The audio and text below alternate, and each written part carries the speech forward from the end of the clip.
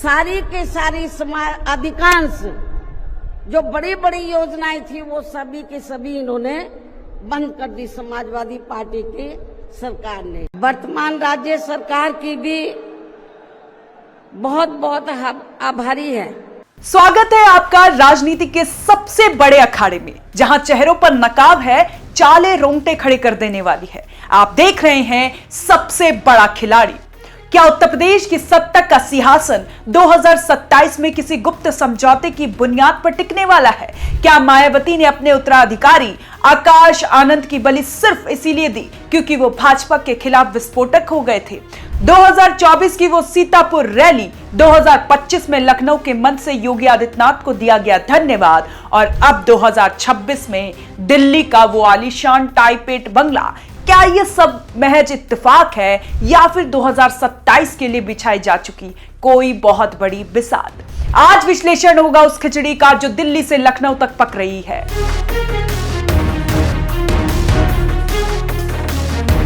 कहानी शुरू होती है अप्रैल 2024 से। लोकसभा चुनाव का रण सजा था। मायावती के भतीजे आकाश आनंद सीतापुर में दहाड़ रहे थे। उन्होंने भाजपा को आतंकवादियों की पार्टी कह दिया। पूरा देश सन्न था। लगा कि भाजपा अब आर पार के मूड में है, लेकिन अगले ही पल जो हुआ उसने सबको हिला दिया। बुआ मायावती ने न केवल आकाश आनंद को पद से हटाया, बल्कि सोशल मीडिया पर सार्वजनिक तौर पर उन्हें परिपक्व यानी इमैच्योर घोषित कर दिया।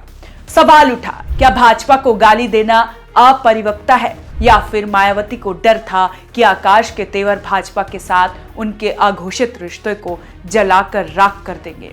साफ था, आकाश भाजपा पर हमला कर रहे थे और मायावती भाजपा को बचाने के लिए अपने ही वारिस को कुर्बान कर रही थी। वक्त बीता, लोकसभा चुनाव खत्म हुआ, लेकिन मायावती के तेवर भाजपा के प्रति नरम ही रहे।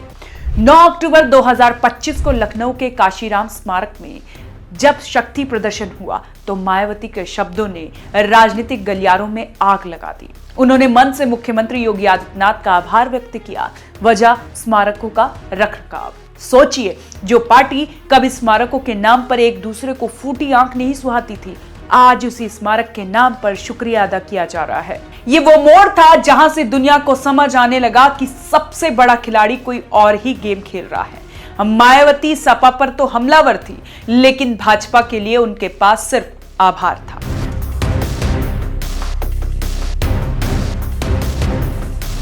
और अब बात साल 2026 की।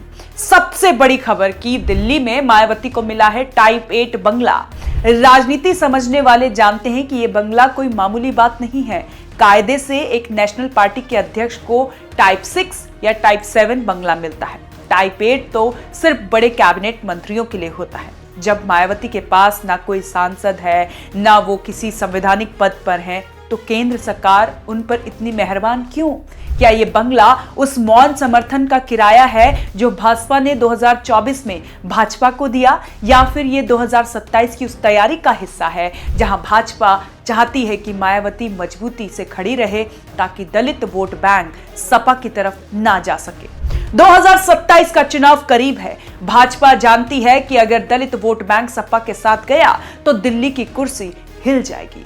मायावती जानती है कि अकेले लड़कर जीतना मुश्किल है, लेकिन अंदर खाने की सांठगांठ से वजूद बचाया जा सकता है। तो क्या मायावती अब भाजपा की कवच बन चुकी है? क्या आकाश आनंद का हटाया जाना, योगी सरकार की तारीफ और ये आलीशान बंगला एक ही कड़ी के हिस्से हैं? यूपी की जनता ये देख रही है और समझ भी रही है कि पर्दे के पीछे का सबसे बड़ा खिलाड़ी कौन है।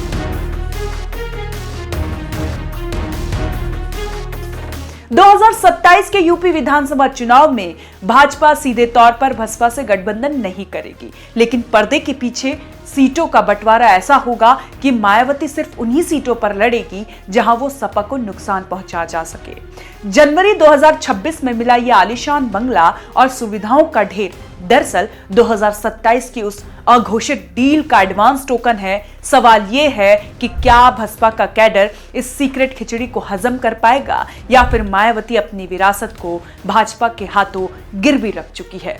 याद रखिए, राजनीति में कोई भी बंगला बिना शर्त नहीं मिलता और कोई भी शुक्रिया बिना मतलब के नहीं कहा जाता। आप देख रहे थे सबसे बड़ा खिलाड़ी। सच कड़वा है पर यही सच है। धन्यवाद।